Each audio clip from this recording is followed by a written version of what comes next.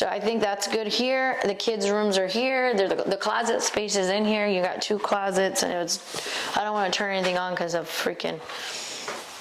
But that's an easy fix too. Yeah, but 2 closets here. We have to put another window here, but now we don't have to have it, or we have to build to go upstairs.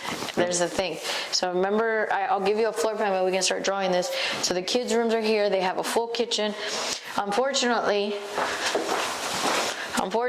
their living room and their kitchen, which is enough space, their living room and kitchen's here. Remember, this door, this is gonna be a solid door.